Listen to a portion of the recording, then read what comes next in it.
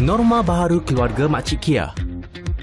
Penularan wabak COVID-19 yang melanda negara dan seluruh dunia telah mengubah amalan kehidupan kita daripada norma lama kepada norma baharu. Kita perlu memulakan norma baharu sebagai satu kemestian dalam hidup, tidak terkecuali keluarga Makcik Kia. Ayub, menantu Makcik Kia, mula bekerja di pejabat. Ayub menggunakan pengangkutan awam ke pejabat. Ayub memakai penutup mulut dan hidung semasa berada di luar dan sentiasa membawa hand sanitizer untuk digunakan apabila perlu. Sewaktu di stesen MRT, Ayub mengamalkan penjarakan sosial yang selamat semasa beratur serta melakukan pemeriksaan suhu badan sebelum menaiki pengangkutan awam. Sampai di pejabat, Ayub melakukan pemeriksaan suhu badan dan beliau juga mengelakkan 3C dan mengamalkan 3W. Sewaktu Ayub bertemu rakan sekerjanya, Ayub meletak tangan kanan di dada sebagai tanda bersalaman. Sewaktu makan di pejabat, Ayub tidak berkongsi makanan dan peralatan dengan rakan sekerjanya. Ayub juga kerap cuci tangan dengan air dan sabun di pejabat. Rosnah, isteri Ayub keluar ke pasar raya untuk membeli keperluan harian. Rosnah memakai penutup mulut dan hidung kerana mempunyai gejala dan sentiasa membawa hand sanitizer untuk digunakan apabila perlu. Setiba di pasar raya, Rosnah mengamalkan penjarakan sosial dan di pintu masuk pasar raya, suhu badannya diambil untuk memastikan dia tidak demam. Semasa membuat pembayaran di pasar raya, Rosnah menggunakan kaedah pembayaran PayWave. Rosnah segera pulang ke rumah selepas selesai urusannya di pasar raya. Sampai di rumah, Rosnah menggunakan perkhidmatan pembayaran secara dalam talian untuk membayar bil utiliti.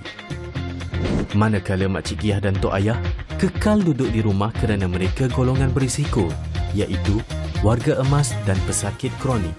Makcik Kia mempunyai darah tinggi, manakala Tok Ayah ada kencing manis. Makcik Kia menggunakan perkhidmatan farmasi melalui kaedah ubat melalui pos, UMP. Makcik Kia sekeluarga tidak menghadiri majlis sosial atau keramaian dan tidak melancong ke luar negara. Keluarga Makcik Kia sentiasa ikuti dan patuhi saranan kerajaan dari semasa ke semasa. Kita mampu memutuskan rantaian penularan COVID-19 dengan amalan norma baharu ini.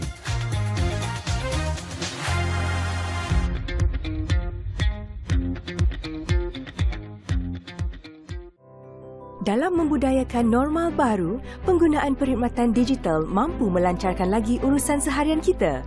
Ikuti contoh Adam mengadaptasi normal baru di tempat kerja. Sebelum memasuki bangunan, dia menggunakan aplikasi MySejahtera untuk membuat penilaian kesihatan kendiri bagi memastikan dirinya berisiko rendah dan mendaftar masuk ke lokasi. Kemudian, dia merekodkan kehadirannya di portal SpotMe. Di dalam lift, Adam dan pegawai-pegawai lain berdiri mengikut penjarakan sosial yang betul. Sebelum ke mesyuarat, Adam menyemak dokumen yang diperlukan menerusi sistem DDMS. Semua pegawai duduk dengan jarak 1 meter. Mesyuarat ini juga dilaksanakan secara telesidang menggunakan MyGov.UC. Ekonomi pasca COVID-19 ternyata mencabar, namun telah membuka peluang pekerjaan baru, terutamanya dalam ekonomi digital. Ini mendorong Khairul untuk meningkatkan kualiti hidupnya. Dia mendapatkan maklumat tentang memulakan perniagaan di portal Malaysia Biz.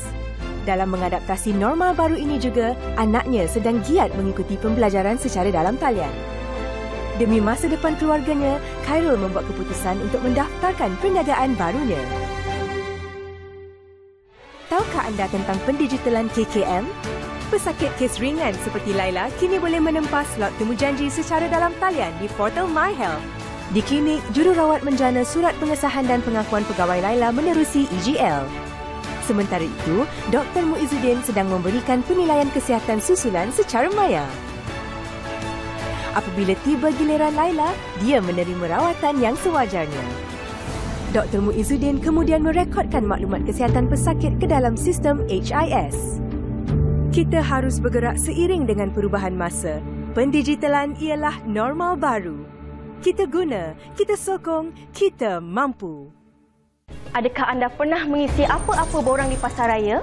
Atau adakah anda pernah mengemaskini profil anda di media sosial? Jika begitu, anda baru saja berkongsi data pribadi anda dengan organisasi dan anda melakukannya setiap hari.